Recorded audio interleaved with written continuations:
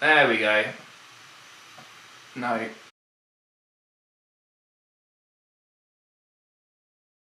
No. There we go. We'll start this again now. Here we go. We'll start this again. One sec. Just for the edit. For you guys watching live, don't worry, it's fine. It's just part of the parcel of joining us live. Hello and welcome to the 3 Pixels podcast. We are live with our first episode of Season 5. You're welcome, and we're happy to be back. It's been a while since the last full series episode, but we were back doing a little test live. Thank you to everyone who joined us on the test live. I thought it was a really, really good episode, so if you haven't gone and listened to that, I would recommend it. It's a bit more of a personal one, but actually quite interesting, and as I say, a really good episode, so go and tune that. If you tuned in live, thank you, hello. I'll say hello to you guys on the chat as we go ahead, but keep in mind I've got a lot of other things going on, including talking on the podcast, so I don't want to be rude to my co-hosts. And talking of co-hosts, I'm joined by the lovely Darby and Martin. Guys, how are you doing? Yeah, pretty well. Thank you once again for having me on the podcast. I always start, whenever I come on here, I always feel like I'm some sort of guest. I've been a mainstay from the beginning, but every time I feel like a guest. But no, feeling great. Like you said, new season, new us. Yeah. Is that the new slogan for this season? Sure, we'll go with that. New season, new us. New live streaming, which is awesome. We're going to get better and better at this as we go along. I already feel like this setup was better than our last one. Hopefully a little bit smoother. We had a bit of technical issues. We'll forget the thing at the start. That never happens. You guys saw that live. That doesn't happen. But we're going to get better and better as we go. So stay tuned. And it should be a fun ride for all of us. So let's dive in with our first topic, shall we? So we've each got a topic we're going to bring to the table for this episode. So my first topic is talking all about the recently announced Steam Deck. The Steam Deck is the new console from Steam, which is set to kind of change up the mobile gaming space, taking on what the Nintendo Switch kind of did so well with portable gaming, and the popularity is, undeniable. And improving it with computer specs. It's going to be running Linux on a Steam OS version, but it is a computer at heart. It's going to be running computer components, meaning that you can install Windows on it if you really wanted to and do what you like. Something which obviously is a big one-up from Nintendo's closed ecosystem. Anyone who owns a Switch knows how expensive games can be on the Switch, and having that open for different opportunities, and to be able to have the same versatility of being able to dock the console to a TV, but also take it on the go with you. I think the possibilities are really quite endless, and the performance and specs are looking quite good. It's set to ship this December, and we'll have a variety of different tiers. To be honest, if you haven't pre-ordered one already, you probably won't get one for a while. They're already sold out. But Darby, as someone who's played on the Switch quite a bit, could you see yourself, or could you see the real need for something like this that's got sort of more performance and play lots of different games? Could you see yourself maybe ditching the Switch and using something like this instead? Short answer, no. I kind of expected it, but that's why I took it to you. And that is because we already have a Switch, and we already have a full gaming computer that is fully capable of any serious hardcore gaming that we want to do. So I see no need for something in the middle of that. I feel like all of our needs are covered. As a casual gamer, I really don't need the most high quality spec in the market. I can understand. I'm not playing any heavy duty games that would require such a thing in a portable capacity. So honestly, no. But that's just me, and I fully understand someone who's a more serious gamer who wants to take their heavy duty, high usage games on the go with them. No, I fully understand. Although it does look quite heavy and bulky to hold on to. Yeah, but at least it's got proper joysticks and proper grips and all that kind of other stuff. So it feels like it could be a better experience for like gaming. Like it has more of an Xbox controller feel, and proper joysticks, not this dumbed down mobile version of joysticks. So I could see the demand personally. The price is going to start at about $399, which will probably be at £399 as well, for the 64GB version, working its way up to 512GB, which is $649. Now, as I say, it's 2021, and with everything the way it is at the moment as well, is you'll probably be waiting a while to get one if you are kind of thinking now, oh, this would be kind of a good thing to get. Storage space is going to be a big deal. I mean, games are really, really, really big right now, so I think, honestly, the 64GB version is a non-buy, at all. So if you are looking at one, I know it's got expandable storage, but SD cards are very notoriously not reliable, especially these are micro SD. So you don't want to be going down that route if possible. So you definitely want to be going for the higher 256GB or 512GB storage if you're going to be getting one. And honestly, I'm concerned that that's not even enough, because you look at things like Warzone, you're talking about hundreds and hundreds of gigs. The games are getting bigger and bigger all the time. Martin, what's your feel? See, Darby said I'm trying to find maybe a counter to what you said, but I'm very on the fence about this because with the whole portable aspect of it, gaming laptops have come quite far forward, and they are portable now. I remember as a kid, gaming laptops were big, bulky things with very small sort of life in them. The battery drained like something fierce, and I understand that instantly people say, "Oh, but you'd have to use the trackpad. You can't use a mouse with the new Steam Deck. You have the little joysticks and everything come with it." But other than being on the train or on public transport, or literally just being outside, maybe in a cafe, I can't see it being used anywhere else. If I was going to go on holiday, I'd take the extra money to buy a gaming laptop and just use it then, and just bring my mouse and have the comforts at home on a smaller scale. It's very hard, but I also understand, like I said, where people commute a lot who like gaming but probably don't get enough time. Maybe they've got a 9 to 5, they got on the train to go to work, they want to play, I don't know, for example, a game I'm playing right now, The Witcher 3. Let's take that, right? So that's the game they're playing. They have an hour commute. They want to play Witcher for an hour, right? And then back on the train back, another hour. After that, they got to be super mum, super dad. Got to make the dinner or cook, clean, whatever. Look after the kids. They have kids. I understand, that could be getting out of that constraint of there, where you can actually have an hour to yourself in uncomfortable circumstances, on the train or commuting or whatever. But beyond that, I find it very. I don't see the market that well.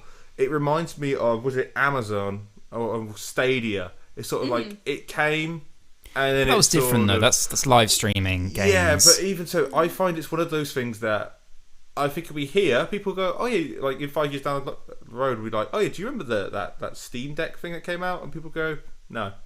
And that's I honestly, really? Maybe I genuinely feel it might be a little that. You could clip that if you want, and then play it back to you in 5 years' time and go, hey, look how wrong you were. This may end up being a clip on YouTube. Who knows? But I kind of, at first, actually, when you said that, I was like, no, you're wrong. And that's kind of like the PC gamer side of me coming out a little bit, and thinking that no, this is a big deal. There have been these handheld PC gaming things. There are a bunch of different companies, but this is the first company that's taken it seriously, with serious partnerships. This has got some serious specs in it. At a, these days, quite a reasonable price, I think, for what you're getting. I was like, no, you're wrong. But then, yeah, I mean, the Switch does so well because you're not just buying a piece of hardware. You're buying into the whole ecosystem of games, which are so well suited to the type of consoles that Nintendo make. So Animal Crossing and the party games and Mario Kart, all this kind of stuff, and the fact that you can dock the controllers out, and you got a whole system here. So I actually, I kind of now see what you're coming from, in the sense that maybe this won't be, this isn't going to be a Switch killer. No. I mean, honestly, that blew up much bigger than I think most people expected it to. But it is a very, very interesting console. There's been a lot of debate whether the screen resolution is good enough. It's 1280 by 800, so it's not quite full HD. But my argument being, on something that size with that small screen, it's all about like perspective of that. If you've got a massive TV, then you notice the finer details more. But if you've got a small screen, I think 1280 by 800 is better, because at least you're getting better performance in your games, which is more important. Like, it's better that you're going to be able to perform better and do what you need to do in the games. You can get in better frame rates than trying to get like the best physical picture quality, because like when you're mobile gaming, I don't think you're not scrutinizing the details. You're all you're caring about is getting into your game and it running smoothly and being able to have a quick game, problem free, frustration free as possible. So yeah, but what I'm going to leave it on from some of my point of view is that what I'm most interested to see is that, because this is running on Linux and it's kind of more of an open platform, it's not like a Nintendo or a Sony lockdown business. It's just to see what people do with this, because it's got USB-C ports and a lot of other interfaces, and the fact that you can put whatever you want on it. I'd be interested to see the use cases that it becomes. I think if it had a touch screen, maybe I'm wrong. Maybe it does. I don't think it has a touchscreen. Then that would be even better, I think. But I'm interested to see. Martin. Something actually I didn't even think about was, although we did mention it with the Switch, like what Nintendo have done very well. Actually, I will just say as context, Ben will know more than Darby, because Ben and I have just been co-hosting this a bit longer. Yeah. Maybe, obviously, you've listened to our episodes beforehand, caught up to speed. Like, I've been very sceptical over Nintendo probably since day one of doing this, and I have my reasons why. But the one thing I cannot fault Nintendo being is very family orientated. Like they they know their market. Well, this is it. Like, look at the Wii, the very first Wii. What was the marketing? Kids, adults playing on these games, simple games like golf, bowling, very simple game. Obviously, more games came afterwards, but the initial focus point was family orientation. The Wii U came out. What was its USP? When mum and dad are watching their TV show, you could still be sat downstairs with them, having family time while playing on your Wii U.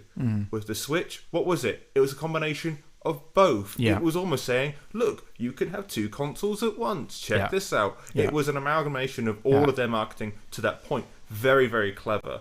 Yeah. With and once again, it almost felt like you're getting two consoles in one. Yeah. With the Steam, I don't understand where it sort of lies in.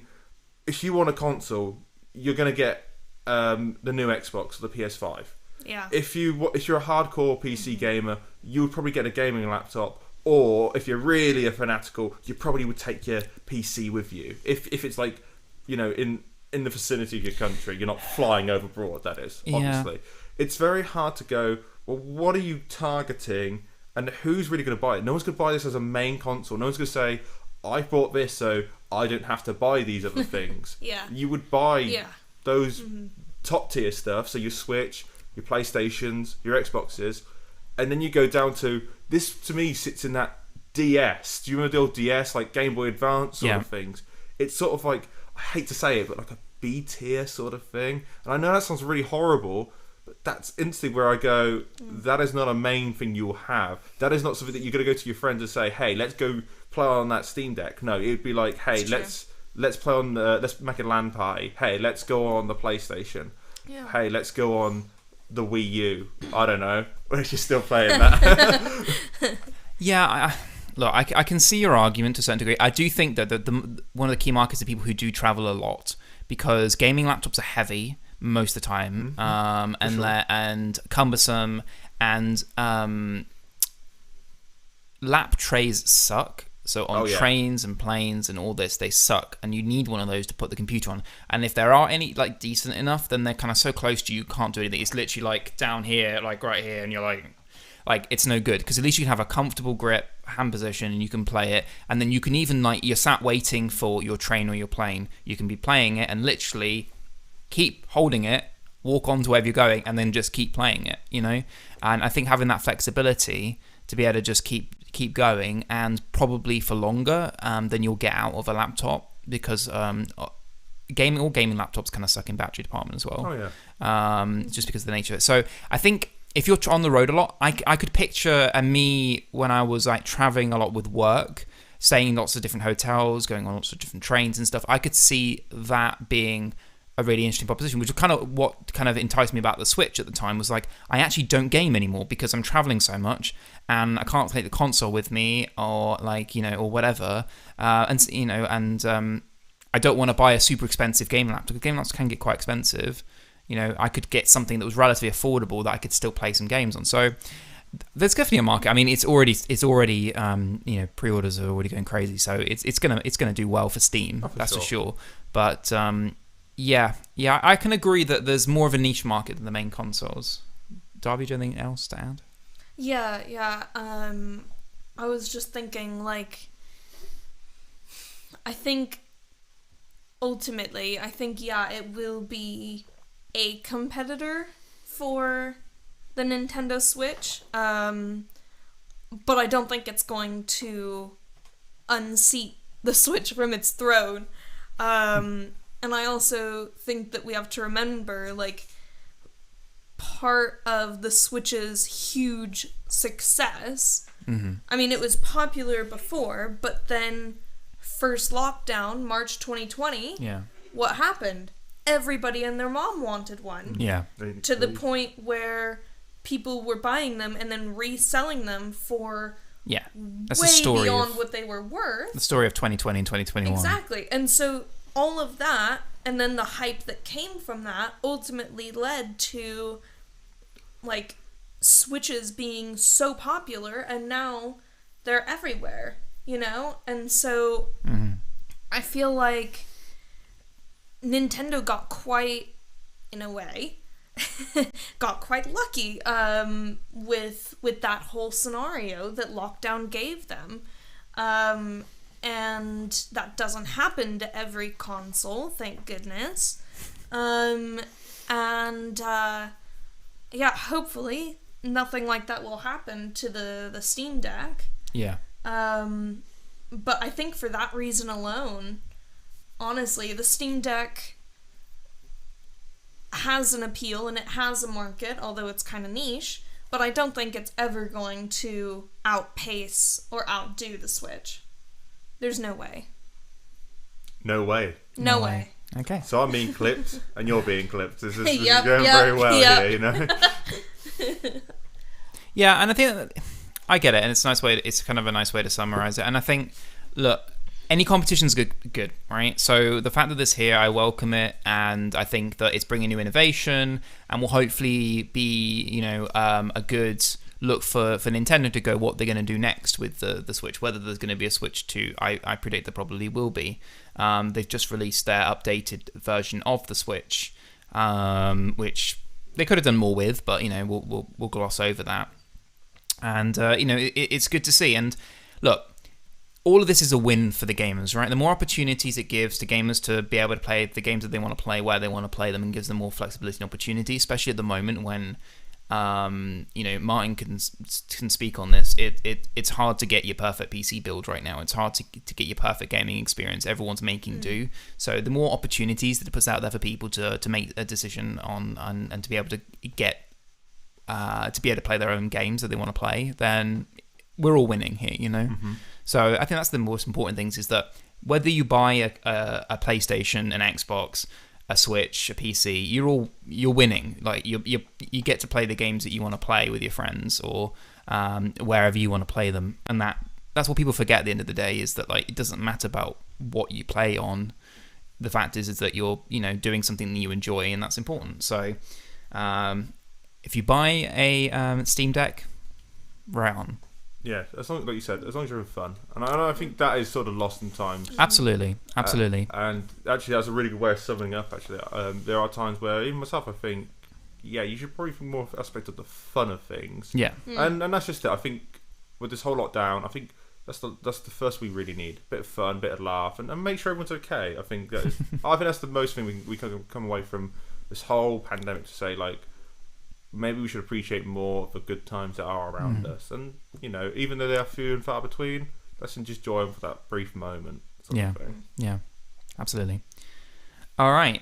So that is about Steam Deck. As I said, it will come out in December. Pre-orders are available, I believe, and go and check it out on Google. I don't know. I'm not Amazon.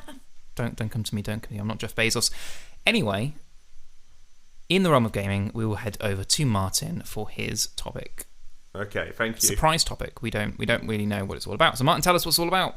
Just before we have a bit of a caveat here, I do have my phone on my lap here. That's now fine. And I will be fishing between. Ben, you've done a very good job there of remembering all your key points. I do not have that knowledge retention, so I do apologise. But yes, we are in the realm of gaming, and there's been a story that I've been following now and in and out, and let's just say it's kicked up into even higher gear and deep water than it was already in. And that is Activision Blizzard, Diablo 4 director, and 2 others leave the company. Now, a bit of context before we go into the main article here. Activision Blizzard, which I'll refer to as AB, I think it's quite a mouthful, but AB... Or Activision. Or just Activision, but I don't really want to assume just with the one, you see. Yeah. So with AB, they had a lot of sexual misconduct going around with their employees, a lot of, so we say, slobbery going on, not keeping their workstation clean, a lot of sort of singling people out for their either race or sexual preferences as well. It's genuinely been a deplorable place to work in. And apparently this has been going on for a long time. It's been able to fester for a while. This hasn't just been like a one person and one and done sort of deal. No. This has been near across the board. And a lot of former AB staff, when it all started up, mostly women have come forward to say, yeah, we've been sexually harassed throughout the workplace. Yeah. And I do not like the saying, like, in 2021, but in this day and age, for this to still come on, let alone at any point, but even now, with the whole Me Too movement and afterwards, we are still having these problems. And a massive company like AB it's just unfathomable and just absolutely bang out of order, in my opinion. Like, when will people learn? And how dare AB even let this even happen in their workplace? It's very weird, actually. We're going to just go on to, like, my more emotional thing of this. This is obviously just how I feel. I play a lot of their games. I enjoy their games. But I've always said they allow a lot of hackers and cheaters in and don't pick them up. And I remember reading a story about 2 weeks ago saying about a lot of coding they did, if you go back through it, was wrong, let's just say. And I don't know a lot about coding, and this, like, people explaining code to me is like, never going to happen. But they said a lot of it, actually, when they coded, they were, like, intoxicated. They weren't in the full mindset either. And when you play some of their games, you definitely see, like, you think, what is going down in this game? But anyway, let's move on to the main article. Like I said, Diablo 4 director and 2 other companies leave. This follows the resignation of President J. Allen Brack and other executives in the wake of the allegations of the widespread sexual harassment at the company. However, no reason has been given for the 3 most recent departures.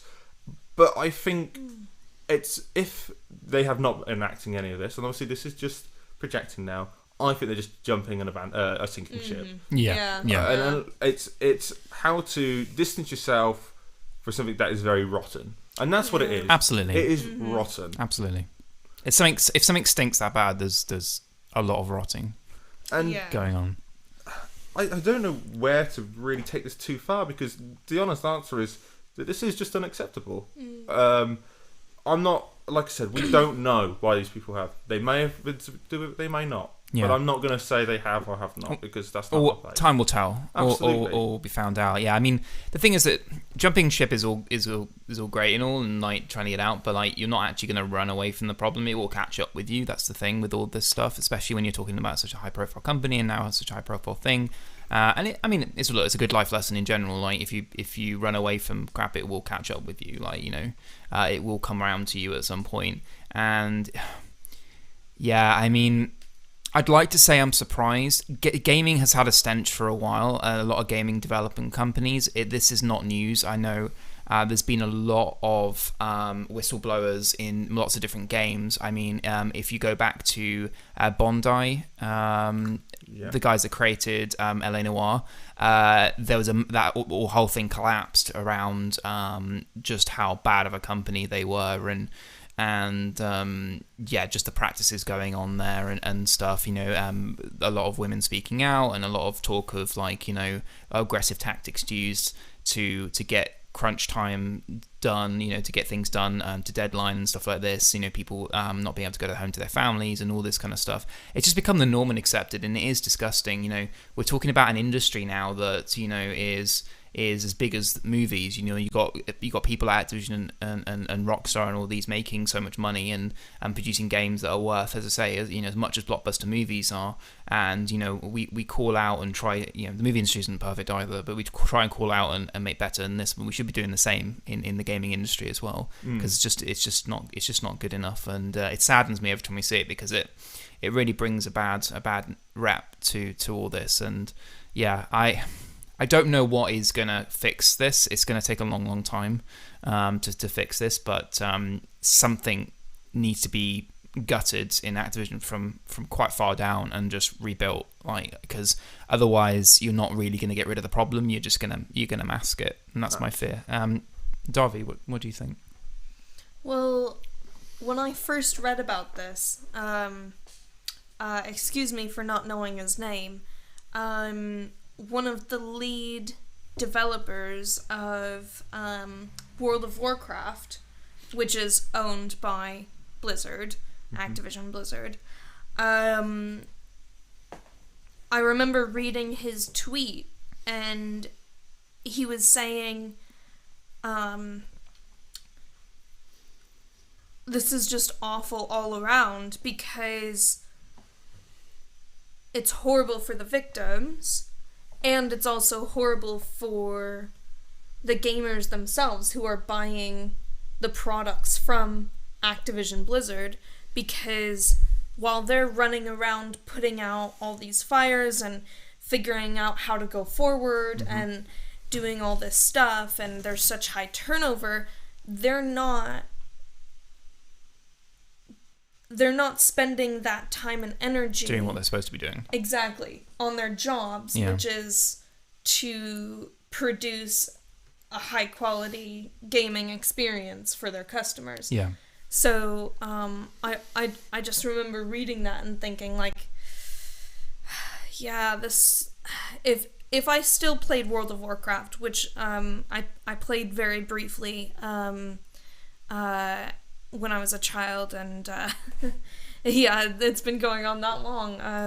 When I was a child, and a little bit a couple of years ago, like, I'm really wondering what the conversation is that's happening there about all this, and what the actual effects are, like, on the ground in those games. Like, what's going on? Like, are bugs being patched as quickly as they normally would be? You know, like, I'm wondering. People paying like a lot of money for World of Warcraft. Oh my goodness, yes, it is so expensive. And the same for you know, Activision's other games like Warzone. I mean, the amount of money that people pour into. I mean, some people pour into the thousands. But we got to think it's expensive with Warzone and stuff. Do you get tournaments and stuff like that? Yeah. And like we're saying, these games do have bugs, and if you're not swatting these bugs, when you've got this whole thing, which I think they need to take care of now, as in not like tomorrow. We'll sort of do that. No, you need to sort out now, sort of thing. And I believe it was you, Ben, who said about, will it just get masked? I hope not. I hope that they gut it from the ground up to say, right, we need to gut this. We need to see what have we done wrong. Get to the core. Yeah, where's the core? Who or what in our system here has led to these deplorable acts, and allowed it to happen. And we're not finger pointing at people. We just need to know what you first need to do is identify the problem and go in there with new logic to say, where do we go from here, and then build that core of, now you've gone, okay, we fixed that problem, now let's build around that new core that we've now got. Let's build around these, let's try and reach out to people, let's try and not have the same thoughts we just experienced. I think that's very obvious. Absolutely. And then we start thinking, right, now let's go on to these games that make us money. Yeah. But we also must remember not to go back to how it once was. Yeah. Just become a better company. That's all I ask now. I ask them, like, it's great that, this stuff has come out, because I'm glad it has, but I'm also saddened that it's also come out. Yeah. It's a very weird, like, I don't know, Twilight Zone-y sort of thing, I feel. And I just feel like I can't believe, even now, we're still talking about these sort of things. I would have thought people by now would have got themselves clued up. Yeah, well. But obviously, that has not happened. No, that's kind of living more in a dream world. But look, I mean, you can't. The thing with this is you can't do this internally. This has to be done from an external company or an Absolutely. external group looking at it in fresh eyes. Because even if you have genuinely good people with good intentions within the company, if they've been there long enough, then they will be blind to the real problems. And it's different when these are the people that you work with every day, and they may be people that also you consider your friends or your boss or things like that. It needs to be an external thing to look at it and to really find the issue. And yeah, I mean, I wish that other sort about outside sources, but other companies would sort of also like push and kind of make Activision do it. For instance, like you got people like Sony who sponsor with Activision Blizzard. They've got the deal with Call of Duty, and then you've also got talk about tournaments. Then you've got all the sponsors that sponsor the teams that play in this. So their sponsors' names show within, and I'm sure there's probably match sponsors and things like that as well. They should be putting pressure, but of course I know it's not as simple as that. They don't want to put their head above the trenches and all this, that, and the other. But they should be applying pressure and going, because often with these big companies, until money's on the line, then they don't tend to listen and do very much. And so you kind of got to hit them where it hurts, and then you kind of can really get to the root of the problem. And that's just it. You need to hit them in the wallet. And, you see it with, it's not just with gaming companies, it's with all companies. Yeah. You need to hit them where it hurts their bottom line, because that's the only time these things get sorted. And I hope this does get sorted quickly, and I hope it is publicly as well. Like Ben said, you get someone external in and to have a look. I always remember, this is a story about myself. Like when I was at uni, my mum came to our house for the first time. We were living there for like 3 months. And she commented on things like, why has this not been sorted out? Why have you not cleaned this out? And it's because you get blind to these things. You do. Like, and then that's how I see this in the nicest way possible. Obviously, got to keep it all friendly. In terms of, you need someone to really look and put the magnifying glass and really go, right, why have you done it like this? Yeah. Oh yeah. And I also think it's a good opportunity for them to get in some new, fresh ideas and perspectives. Absolutely. I feel like a lot of their games are so long-standing and have such a loyal cult following, but at the end of the day, like, those old games are like, I don't want to say they make a lot of money. Yes, that's the thing. We're talking about money here. I don't want to say like they're just rehashing the same thing over and over when they do make changes, but I do feel a little bit like they could have some more inspired I mean, not in the Call of Duty community. I mean, I don't want to get too deep, but the Call of Duty community is the type of community where you say like, oh, we want something different, we want something new, then they do something different and new, and they're like, no, we want it the way it used to be like years ago. And like you literally can't. I love you guys, but you can't. The community is very kind of all over the place, and you can't really win at all. Yep, try to appease everyone, you'll appease no one. Exactly. It's true. So, there we are. Well, I'll leave it up to you guys to add any comments you want to add or to get in touch with a thought and opinion. You can follow us. This is a good opportunity to say that. You can follow us on Twitter, and we're also on Facebook as well. I will have all the links to that in the description for you to have a look at and to follow us on there. And you can also ask us any questions, and we may just give you a readout on the next episode. And on that note, we're over to Darby. Darby, what have you got? All right, so not to be dramatic, but I come to you with my own personal moral conundrum. Okay. I feel like an agony aunt. Yeah. You tell me all your Okay, it's sorrows. extremely minor. It's extremely minor. It's Okay. not something that I'm wrestling with all day, every day, but it is something that I've been thinking about in the last couple months. And it is this. There is a wildly popular genre of media, especially in podcast and online video form, of true crime. Okay? Yes. So, basically... It's been a moida. exactly. Basically, for those somehow unfamiliar, there's podcasts like Serial. Has everybody heard of this? Cereal? No. Serial? No. What, serial killers or actually just cereal that you eat? Sorry, I'm No, Serial the podcast. never heard of it. Serial Sorry. like serial killers. Sorry, guy. No Cereal? offense to if you're listening, Cereal. I'm sorry. I don't know who Okay. you are. I'm Okay. sorry. I'll check out. It's I apologise. it's literally one of the biggest podcasts of all time. Oh, I feel like I've Yeah. been under a rock. Okay. then. Sorry. So there's Serial, one of the largest Okay. podcasts of all time. Right. One lady that I watch on YouTube, or used to watch, back when I had a lot more free time, was Dark Histories with Bailey Sarian. Really, you've heard of her? Yeah. You've heard of her, but But you not haven't heard of Serial. Yeah. Okay.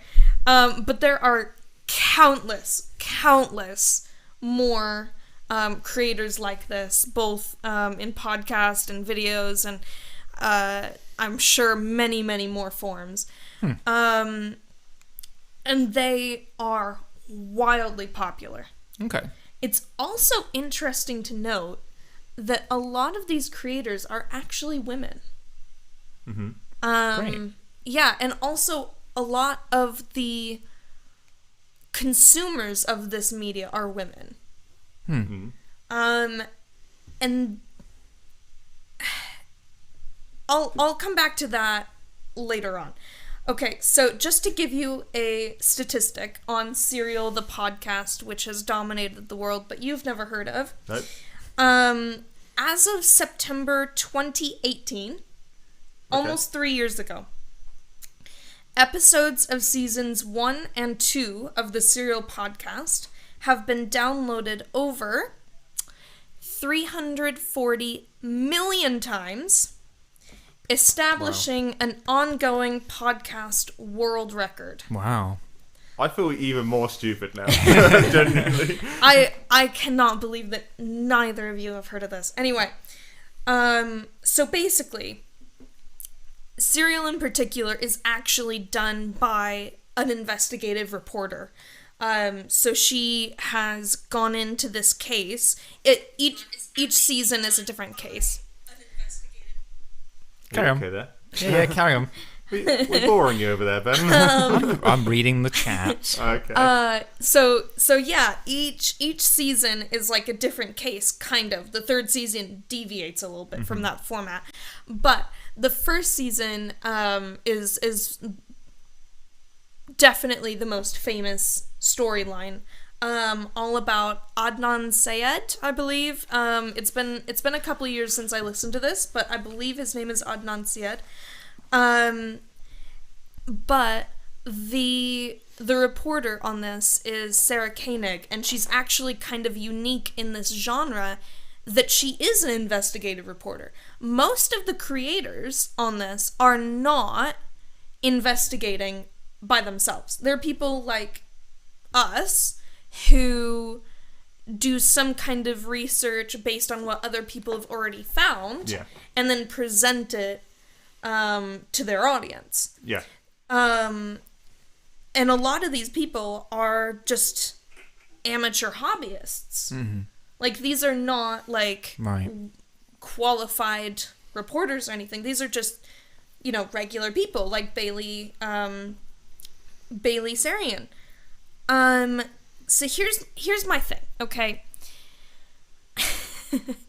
I think that these are so popular because I think that people have a dark fascination with learning about these cases, and especially in the case of Serial, it's so widely popular because there is no definitive answer at the end. It's a whodunit, but you never find out who really done it. Because, People love a conspiracy. Yeah, Or because was it this, she's... or was it that, or was Exactly. She's investigating this case that happened a couple of years ago, but at Right. the end, she... not to spoil anything, but Adnan Syed is still serving his life sentence, but there is no... Like, no one has confessed to the murder. And there's no conclusion. Yeah, exactly. So it's especially addictive almost because you're following along with her investigating this, trying to sort it out, and you're trying to like put together the clues, and like she even like posted like photos and like maps and like all this stuff so that you could like really like dive into this, and you could almost be working alongside her to try and sort this out. And so people have many opinions. Of course. Of course. But true crime as a genre, I believe all of it comes down to a dark fascination that people have. But here, that's all hunky-dory. So But here's my hiccup. My hiccup is it feels sometimes, especially the amateur hobbyists, just making a YouTube video like, hey guys, isn't this interesting? Like, ooh, creepy. It feels like taking someone's real trauma and someone's actual life, trivializing it. Exactly. You're You're trivializing it It's easy for you to say. to make it palatable to an audience, which you're then making money off of. And it feels really icky to me, but it gets worse. It gets worse. Hold on. You could argue this about movies, though, as well. That's the thing. Okay, but it gets worse because then I think, like, well, a large portion of this audience is women. And so then I'm wondering why. You know, why are so many women captured by these narratives? And, like... It's like gossip, though, isn't it? I think part of it is that it's almost like a cautionary tale. Like, oh, what did that person do that I can avoid so I don't end up in that kind of a situation, you know? Or like, what does a serial killer behave like so that I can notice those things in the future? Like, it's almost like a weird, like, preparing yourself kind of a thing. But then it gets worse. It's getting but worse. Then it gets worse because, right, throughout, I'm sure, all of history, right, there are basically fangirls, but I'm sure there are also people who are not girls who are fans of Fan people. serial killers and murderers and, like, people in jail, Fan you know, fiction. like... No. No. So No, people I'm talking who- about people who hear about a crime. Yeah. I'm sure in the olden days it was like, oh, I read the newspaper and Johnny This Joe murdered somebody and now I Yeah. want to marry him. Like, there's people who genuinely are, like, obsessed and in love with Really? Yeah. No, like, I know what you're on about, yeah. serial killers and murderers. People... The bad guy. Yeah, exactly. And it's like... I don't know. True crime has been giving me a lot of icky feelings lately. Because I'm wondering if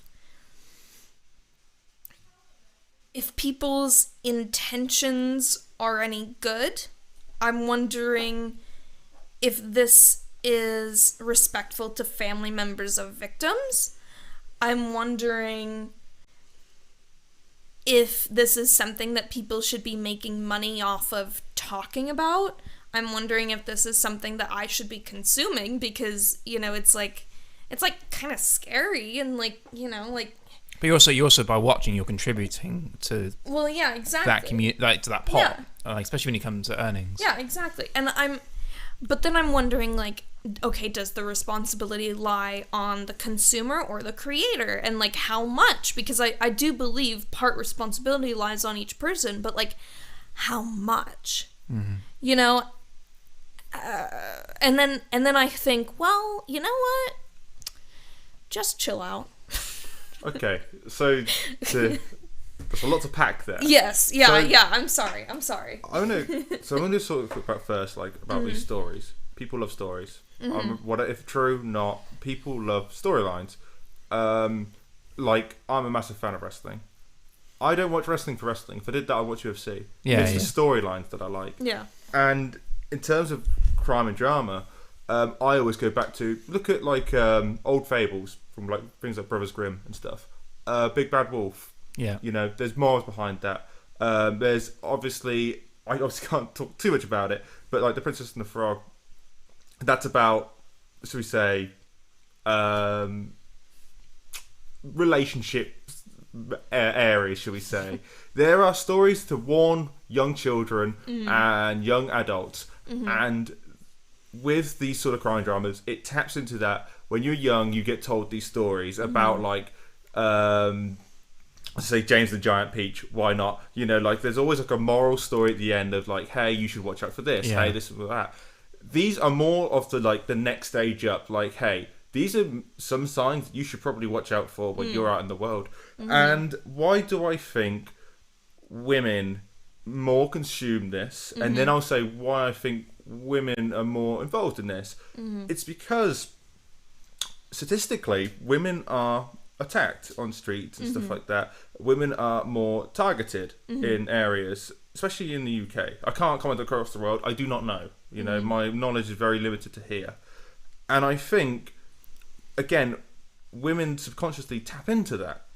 I think there is an element of women want to feel safe, because look at what we just talked about with my article.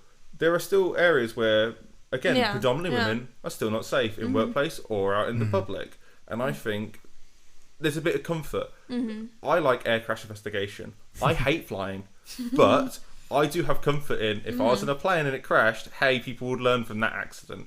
That is genuinely my comforting thing about it all. Okay. That's how I Fair enough. And I think when people watch these sort of things, including myself, like, there is comfort in, hey, like, there are messages in here that where I can keep myself safe. Even if it's like, you know, what's the word? Even if it's not true, it's like a placebo effect on me to say, hey, look, I feel really safe now watching this. Yeah, it's a fairy tale. Yeah, you're just, Yeah. you know, I think it's the element of curiosity. Right, so now we're going to dive into something that is my weakest subject, and that is literature. Am I right in thinking Agatha Christie wrote things like Pyro and like crime novels and stuff? Am I right? Yeah, like that? Murder on the Orient Express. Right. She is the biggest selling author on that sort of stuff ever. And I just think, again, it is women passing on knowledge and women passing on warning signs. You know, I might be just bang out of order what I'm saying here, but when I look at it and how I view it, that is my simplicity of it. I think there is just people trying to look out for their people, as in women want to express these messages, or men, or the author of this media want to say, hey, look, check this out, but also keep in mind about the safety of it. There was a Netflix show I was watching about the LA killer. Like, again, this was not fresh, but I sat there thinking, God, this is dark, like brutal murders, and this guy, I can never remember his name, he was absolutely, like, he loved, like, the sport of it all, sort of thing. And when I was watching it, I genuinely thought, like, what would I do in this situation? And the honest answer is, I would do diddly squatty situations. But we like a whodunit. We like a murder mystery. Yeah, we do. And I wouldn't say it's the darkness of the human consciousness or anything.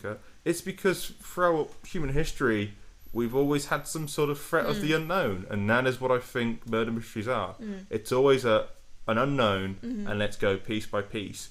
And the fact that there is no conclusive answer to some of these stories makes it even more intriguing and more alluring. Like let's one of the biggest controversies and like stories people will talk about is Madeleine McCann. We do not know what happened to her still. Yeah, People have theories. There are theories about that she was a clone, all the way up to that she never existed. Yeah. Like it's just a phantom. It is genuinely like there are some wild stories out there. I'm not saying they're not true, because we don't know what happened. Yeah. But it's always interesting, and there's always stories that are not true that come from it, and there's always then media that expand from that into other things. Like some works out there come from media. We talk about like Twilight. What was that? It was originally fan fiction of 50 Shades was fan fiction of, a bit different, but I'm just saying, like, things do come from these. And that's why I think, I'll go back to my points of why we intrigued by them. It's story element and the unknown. Women, I think, again, it's because I feel maybe they feel more vulnerable. I don't know, but I might be having my head put on London Bridge after this, after saying some things like this, but I think that's where it comes from. And do I think you should feel ashamed watching these things? No, because at the end of the day, with many of these things that I've watched, like, you should be at least alert to some of these things. I'm going to leave it on this.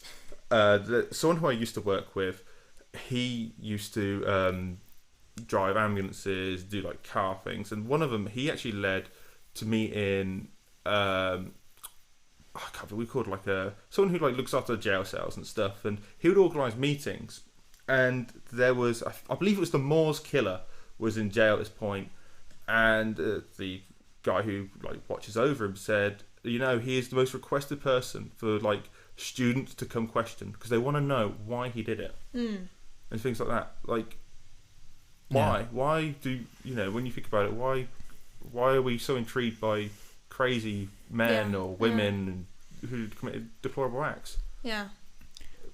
So you think at the root of it all, it's almost like we're practicing like how to deal with that fear by going through the dangerous situation in like a safer way. Yeah, absolutely. Than actually living it out. Yeah, because I'll be honest, right now. This is where you're gonna go, God, man, you're terrifying. So we've all thought about these sort of things. Like, how can I get? That's just a joke, sort of thing.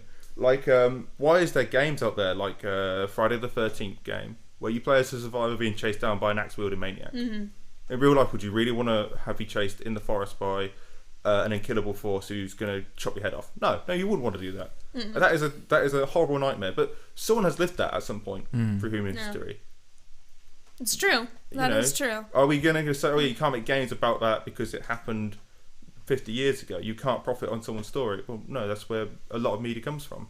A lot of media is, a lot of, even way back, like ancient times, a lot of stories have half-truths in them, and they've just stretched them. It is true, but I think, just to push back on that a little, I think my biggest issue... Really, I should have said this before. No, my biggest issue is that a lot of these are like very current, very recent stories. Some of them are older, but most of them are very current, very recent, and these are real people who are still alive today who are affected by these, and it just feels so gross to be it's distasteful.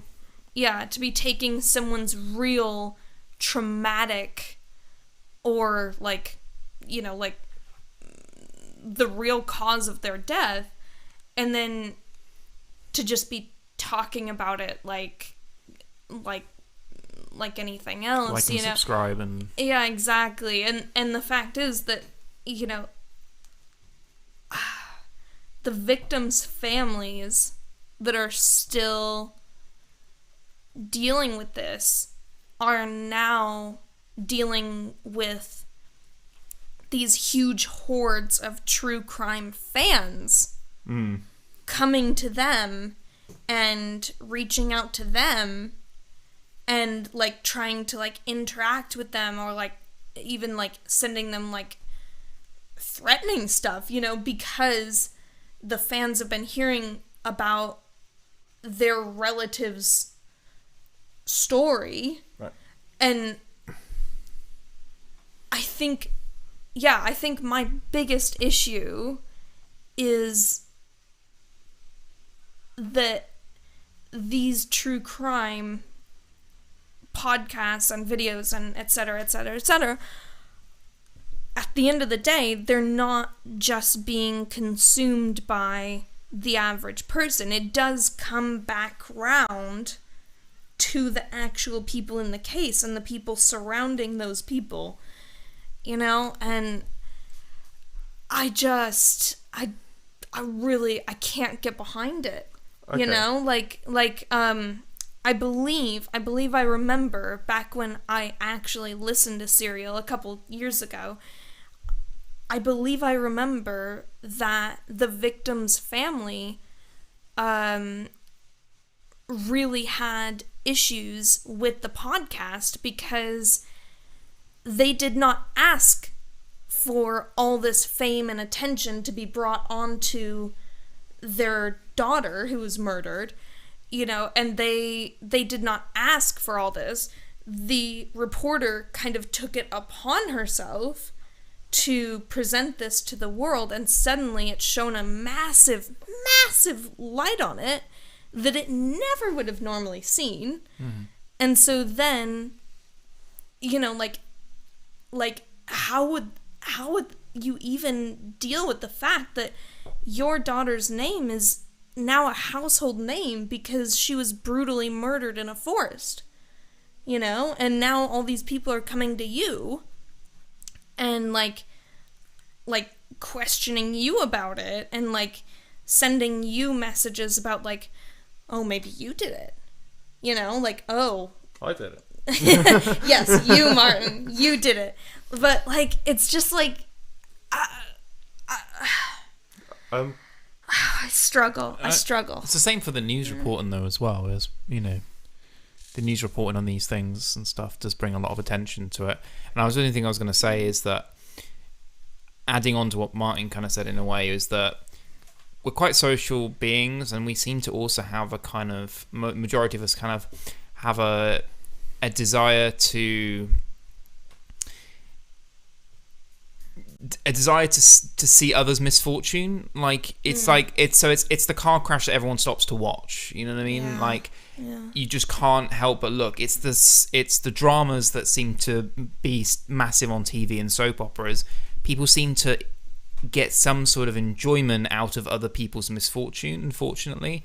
And I think it's, you know, I think that also comes out as well, is that, like, you know, that, you know, I can't, even though I know it's awful, I can't help but watch it or listen to it because, you know, it triggers into that, what I feel is probably a deep rooted feeling inside of that kind of like car crash mentality. You know, I can't help but watch it. Yeah. So you do lean more onto the side of it's a dark fascination. It's a dark fascination. I'm not saying it's a bright fascination or that it's healthy. Yeah. At all. And I think that okay, my feeling is, and I think it's like with anyone who's kind of dealing with things where you're dealing with real people, is the fact that if you're reporting on something that's sensitive in nature, it is up to you as the reporter to do all due diligence. If that family, like Madeleine McCann, for instance, as a good example, wants everyone to know about it because they want to find the girl, then that's great. But would it be that hard if you kind of just obscured some information? There's still a story there. There's still some of interest. You know, It could be a girl in a forest somewhere, not this girl who lives right here. You know, why do you have to go that specific? So I think there is a level of responsibility, and to be fair,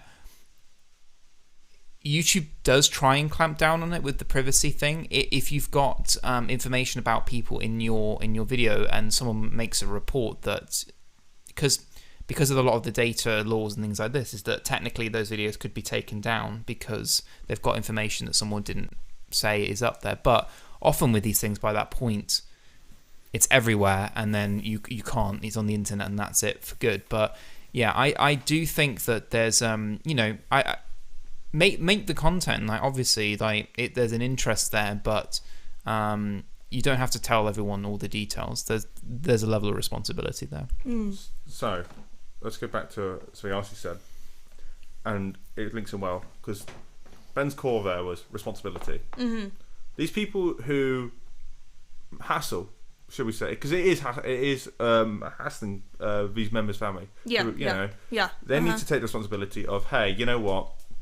You need to give these people some privacy. Yeah, absolutely.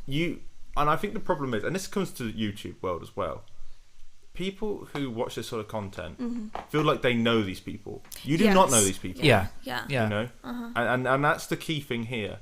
Like, I'm going to put myself in a situation here. Let's say someone who I know been murdered. A horrible thing to say, but let's say it has. I do not want people coming up to me saying, No. "Oh, I'm really sorry about it, but who do you think you did it? Like I've watched you all the time. Who do you think?" You do not know me. You know, you do not know me. My front that I might do on a YouTube channel is not how I am in real life. We see this with other things in YouTube right now, and that is a very topical thing. But no, we're not talking about that. People turning up on people's doorsteps, that kind of thing. Yeah, like the invasion of privacy is horrible. People need to remember what you see on YouTube or what you consume on any other media is not part of your real world life. Yeah, No, you need it's to fiction, understand to a certain degree. It's like, produced. like that. Yeah, exactly. That's what you're taking, right? That is not your actual life of, hey, I can approach these people because the news did. No. Yeah. You are now watching from the sideline. You've got to be like, think of it as a sports game. Not a game, but just you're in the sands. You have paid your ticket to watch and to absorb the content that you are seeing, but you wouldn't run on the field to say, hey, I'm your biggest fan, let's party tonight. No. Or throw the ball. Or throw the ball. You're not involved in that. You have to sit tight and watch it. You can make your own feelings. Like, look at sports fans. We always say we all have different opinions of things. Hey, you can talk about it in the pub. Oh, I would do this. I would do that. And with crime, you are almost a ghost of watching this play out. Yeah. You can have your own feelings, but you do not approach the people who are in contention of this. Absolutely. And should you feel guilty, unless you are the person going to these people's homes and invading their privacy and bringing up healing scars, then you should not feel guilty, because I think there is a degree that you need to understand what's going on in the world. I think that first knowledge, as grim and horrible as it is, I wish this on nobody. I really wish I wish we all lived in a world where there was no murders, nothing misfortunate, but that's not the reality we live in. And for whatever reason, if it's a sick side of us, or like Ben said, is it deep rooted in us, we do like this sort of stuff, and it's horrible to say, but we must understand. I'm saying like you guys are doing it, I know, but this is for anyone out there. You must understand that what we see, you cannot just approach anyone about it. There are things that you might say or do that could affect someone very harshly and very badly, and we must be courteous towards that.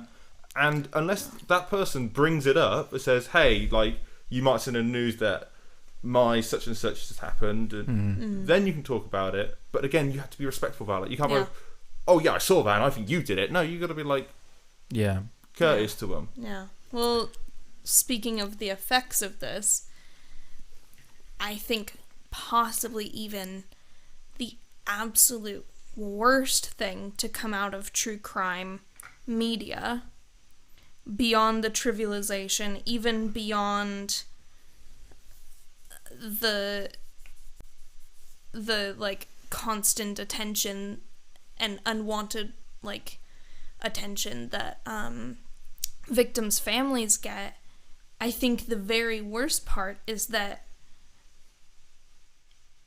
it could inspire more people to do the same thing, just like how in mass shootings,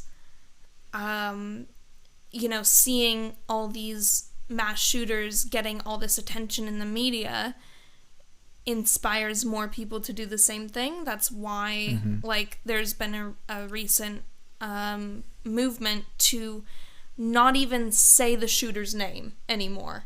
Yeah. But just to report on Responsi- this event happened, this many people are dead, not even saying the person's name, That's not what I'm saying. showing any pictures, because then they're not getting famous. Yeah. So the people who are considering this, who would potentially do something so horrible based on like a need for attention and fame, Yeah. they see, oh, if I did such a thing, I would not be getting that attention and fame that I'm wanting from this. Yeah. You know, and so I do wonder if the same is true from true crime podcasts, where it's like, you know, if someone hears all this attention and love and adoration and like all this like just obsession that people get over true crime, you know, given to a murderer, then if they might think, oh, well, why don't I do that? Yeah. You know, I want to be famous. You know? This reminds me, and Like a cry for help, I guess, as well. Yeah. I as you're talking, I was trying to find something that instantly came to my mind, and I feel really sorry for what I'm about to say here, because I cannot remember the full details, and I believe, so do not quote me on this, there was one, it was I think it was in Norway or in that area, where a man got in a boat and there was like a small little island where a load of like teenagers on. He got off the boat and had a mass shooting. He killed a lot of people, and he did it so people would remember his name. Yeah. But I cannot remember this guy's name, and I think that's how it should be. Like, Yeah, you should yeah. remember the people who died and the people who are the victims, and you should Yeah. respect them. But these, I'm going to use it, these insane people who think these bizarre, bewildering thoughts should not be remembered in my mind. The event should be remembered, but the people who committed these atrocities should not be remembered. Or at least we should focus more on the victims more than Yeah. this Yeah. individual group or... Yeah, I still think, as I say, it comes down to responsible reporting. Like, it comes down to the fact that you can report on something without giving all the information, without compromising or giving light to the wrong people, and or doing something against the wishes of the families involved. And I also think, the whole thing comes down to the community and stuff that allows this to happen. You know, I think if something bad happens in the community like this, it's a reflection of the community failing as a whole to have allowed it to happen, you know, to allow that person to have not been stopped beforehand, you know, because often the case is that these people might have been suspected before it even happened, that things might have been not quite right and not quite adding up and it just didn't get caught. So with the whole story, I feel honestly can get summed up by responsibility.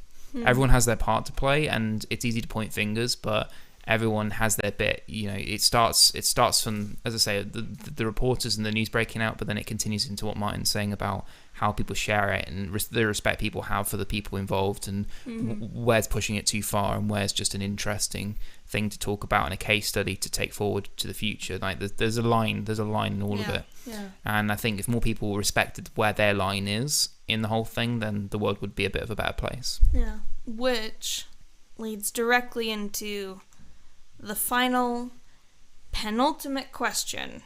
Go for it. Can you ethically, morally consume such media as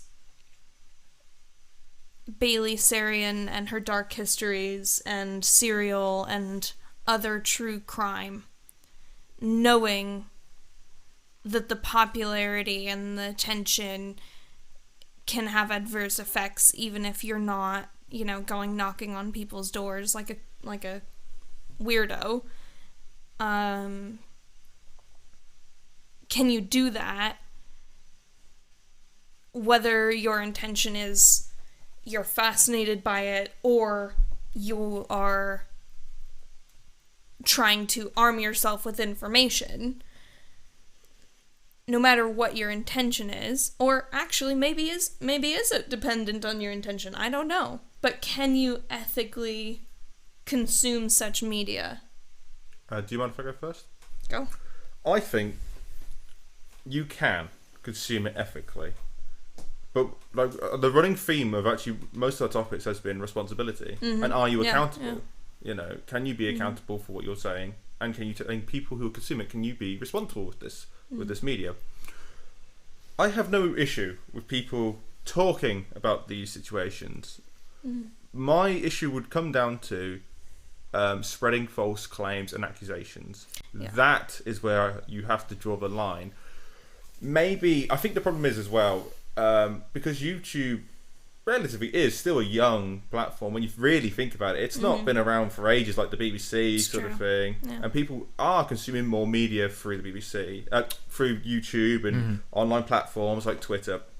I think maybe, and I don't like censoring or like locking down content, because I'm, you know, but maybe when these stories break out, maybe have some sort of period where you can only talk about cases that have been either conclusive, like they are like someone's been sentenced and the case is over. Maybe it's a cold trace, like that's happened, but it's no longer a running investigation sort of thing. Maybe you need to like focus on them. I think the problem is when people talk about fresh stories that happen like right now. People can spread a lot of false claims, which can be given as evidence to like other things, and you could be sentencing someone who's completely innocent to jail. And that's where I have the issue with these The mob mentality. And this is it. You know, I'm sure there are countless stories like this where someone has been wrongly accused. Actually, I was talking about one earlier on before we came on here, but you know, let's just move past it, because you need to understand the consequences of what you're saying. And that's why I always think, if you're going to do these sort of shows, I have no problem with it. And I can't comment on Serial because I've never watched it, so I'm not accusing of any of these channels of wrongdoing. I'm just going to put that one out there before we have like some beef going down. I'm sure what they do Twitter is, war. I'm sure what they do is fantastic, and I should probably be more open to these podcasts. I feel so silly not listening to these things. But I think when it comes to like fresh cases, we just need to talk about the facts of like what happened and where the investigation is going from here. We do not talk about, oh, this person's in play and that person's in play, but what was going on at this point. We just need to say hard facts we know, and then say, or at least give the indication of, if you're going to put your own opinion in there, say like, this is my own opinion, this is not fact. Do not go after these people. And that's also something I've also noticed with YouTube. People like have these fan clubs. You talk about someone, let's say Ben and I have a YouTube channel, we do the same sort of content. I could say, yeah, not really a fan of this Ben's content, and then you get my fans going up saying, hey, mine hates you and he's gonna come and attack your gerbil sort of thing. Like, no, you know. And I think we need to say to like our audiences, I know it's very silly to say that you have to tell people not to do it, but but you have to put some sort of discretion. Say, please do not go after these people. This is just my opinion. If you have to voice your opinion, if you're uncontrolled like I am a little at times, you have to say, this is my opinion. Like, and this is not fact, what I'm about to say. Maybe like there are going to be, obviously this is TV problems, and this is just coming me waffling. I do apologise. I will hand over the mic to Ben or yourself if you got any more. But as Ted Lasso would say, can you be accountable? And that is it. And that is how I will end my my lunacy indiced thoughts. Fair enough. Yeah. Benjamin? I mean, I kind of repeat myself a little bit, I guess, but accountability, I think, and it's on the people reporting it. I'm sorry, like the majority of the responsibility is on the people reporting it. It's like same thing goes down to the channel beef and things like that. Is that if you put the ammunition there, it will be used. If you put something down, some information, whatever that can be used and cause harm, people will do it. If you tell them not to, they will still do it. That's just the way that it is. So you just don't put yourself in that situation. You be responsible. Everything you put out there, you say on the internet, you have to take into account that it can and probably will be used against you in some way or against other people in some way. So, there's no point saying, oh, this person, and, say a bunch of stuff about them and go, oh, I'm only joking. You just can't do that. Because there'll either be people who don't understand the humor because they don't speak English or have very low understanding of English, so they don't get your sarcastic humor when you've said it, or the notice that you've also said with it, or people's attention span. They've heard this little bit and they've already gone off before you've had a chance to say this and the other. So you don't put it out there. You just don't do that. If as I say, respect lines and boundaries is that if you don't put information that can cause harm and things out there, as I say, if you don't go into too much detail, but just say what needs to be said, then we would all be all right, and the world would be a bit of a better place. And that's all I've got to say. So Benjamin, are you erring more on the side of you can consume ethically? Yes. Okay. Yes. Well, because look, just don't be. The reason I'm saying is because you can't stop it. Yeah. There is that inherent desire for this content. Yeah. You can't stop it. You try and censor it, you'll just push it underground, and then this won't be talked about in a forum where lots of people are going to hear it, in podcasts and things like that. This will be talked about in a Reddit forum somewhere deep where more inappropriate things will be said and possibly more damage will actually be created because the people are more intent on doing something and obsessive with it will do. That's the problem sometimes, is that if you push it too hard to silence it, you'll actually create a bigger problem than you had originally. So my error of warning on this would be that, yes, I think there's a responsibility here. There's a responsibility from YouTube, there's a responsibility from the content creators and the community as well to say this is not right. There's a responsibility in everyone to make sure that they push back on this, but not to it, but still can be consumed, because otherwise it's like you were saying, Darby. Actually, this is a very, very good thing to pull in here about you becoming a pescatarian. Because okay, not what I thought you were going to say. But no, bear with me here. And you said it yourself to me, is that the reason that you've succeeded at giving up meat, like the normal meat, not fish, is because you haven't said to yourself, I can never have meat again. You said to yourself, if I really, really want to try that, I will do that. But as a whole, I am not having meat. Yeah. You haven't stopped yourself completely and said you can't do that. And the people who do that, so the people who just give up smoking, try, just stop smoking like that, they likely will fail because it just can't work like that. And I think that comes to a lot of things in life, and including things like this, is that the minute you tell people you just can't do that anymore at all, it's bound to fail. Yeah, I agree. I 100% agree with what you just said there. It's been well documented. Yeah. We talk about me and Coca-Cola and my relationship with that. I've always said to myself, I've never said to myself, I cannot drink that ever again. I just choose to say, look, just try and cut back. Because that's what it was. Yeah. I hate always bringing this back because I feel like people would just think I was putting it in my veins or something, But you were, weren't you? No. But I always say, I'm not ashamed to say it. I was pretty bad on it. But what we were saying here, you've got to say when enough is enough, but never slam the door on it, because you will fail, because that door's just going to fall back on you and you're going to be crushed by it. Yeah, that's why. Exactly. Yeah, it's like saying to the kid, don't do this. That they will do it. Yeah. For some reason, I instantly think there was a TV program where they put a donut on a table, and they said, there's plenty of experiments like that. They said, do not touch that. If you don't touch that 5 pieces, they give 5 minutes, you get 2. Obviously, all these kids eat the donut and they nibble it, try and you just gotta help self. That's how I put it. Anyway, that's final thoughts, Darby? Final things, or your final thought? I do think that hearing both of your opinions and also talking through my issues about it has helped me come to a better understanding of what I think on my own consumption of it, as well as really laying out the issues like that. I did it's the first time that I've actually put them all together, to be able to see oh yeah, wow, that's a whole lot of messed up all in one place. You know, like, at the end of the day, just for the sake of a podcast, like, there's some real implications, you know? Yeah, like, exactly. Like, it was the first time that I saw all of it. Like,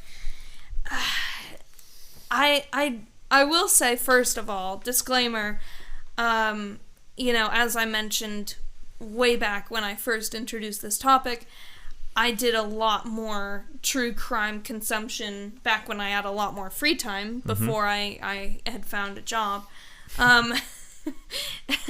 So, like, this isn't quite as big of an issue for me now in my day-to-day life, but I will say that I no longer truly feel like I shouldn't consume it no matter what. I feel more like, as long as you can do it in a responsible way, that you're not being horrible about it, like, you know, going and talking to somebody who's involved, you know, like, I feel like you can ethically consume it, and I do feel like it's your responsibility to manage your own behavior, and I feel like there's more responsibility on the content creator than there is the consumer. Because I do agree with a lot of what you were saying, Ben, that actually, when I think about it, a lot of my issue lies in the way that the creators are giving this information out. Yeah. You know, like, okay, it kind of reminds me of, like, the Tiger King documentary. Not to bring back the Tiger King. Oh boy. But, like, looking back on it now, the Tiger King documentary that blew up on Netflix is very similar to Serial in that it's presenting information In the way that they want to present it. well, yeah, but it's also like they've created a story out of it, you know, A narrative. and they do have their opinions, which they have inserted into it. Even if you're not aware of it at the time, looking back, you can really see clearly someone's opinion is there, you know, and so I do feel like probably 95% of the responsibility now, I feel, is on the content creator and how they give this information, if they even choose to. Because I feel like a lot of this, honestly, a lot of true crime, does it need to be shared? I don't know. You know? I feel like,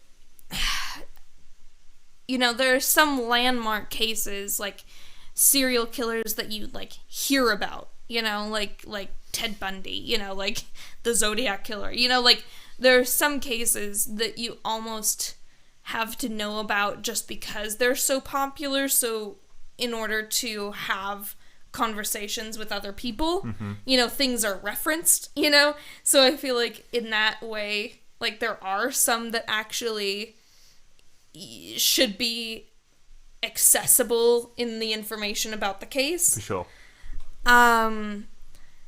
But I feel like, do we really need to pick through every detail of every murder in a small town? You know, like... No, I don't think so. Unless there's really a real reason, like, oh, watch out for, you know, men who wear green tights and, like, red hats. Like, unless there's a real reason... very specific. I know. That's the kind of cautionary information that I feel needs to be reported on. But no, I do feel like, you know, just even to be respectful to the dead, you know, like, maybe someone doesn't want to be remembered for being a victim. You know, maybe they want to be remembered for the things that at the end of the person's life ultimately go on their headstone, stuff like, mother, son, daughter, beloved sister, like these things are the things that truly matter. Yeah. So, I mean, I do wonder about a lot of these true crime podcasts. Like, if you could ask the victim, I feel like a lot of them would say, no, I don't want my story to be expressed in this way. Yeah. And that's when you ask yourself that question, and if you get that answer, then you know that you probably shouldn't be talking about it. Yeah. That's the biggest thing. Well, that is all we have on this first episode of Season 5 of the podcast. If you're still here, thank you so much for tuning in. We are going to be cutting this up also into segments. You might see that out and about on our different social media as well. So that's awesome. If you're here live, thank you so much as well. And don't forget to check out our social platforms so that you can tune in to see us live next time. Facebook and YouTube are the key ones to go check out. Thank you so much to my two co-hosts, Darby and Martin. Thank you for joining. Thank you for having us. Yeah, thank you. I also feel really, really bad that neither me or Ben knew Serial. We'll keep an eye on more of the We will. podcast. Serial, we'll come and check you out. You should. It's very good. It's Okay. very good. It's captivating. I think what Ben and I could take from this, if nothing else, that's non-news related, is we need to scope out more podcasts. Yes. More podcasts. Yeah. And I do feel a little bit guilty about taking so much time for my That's true okay. crime That's conundrum. all right. It's just genuinely something that I've been struggling with for months now. Okay. And Well, what? we're here to help. We're here to help you with your problems. And Don't air worry. it out with us on a podcast. Yeah, That's exactly. what we're here That's why we're for. here. Yeah, cheaper than therapy. Absolutely. Definitely. And on that note, thank you so much for tuning in and joining us in whichever way you have, and we'll see you guys on the next episode. Adios. See you later. Bye.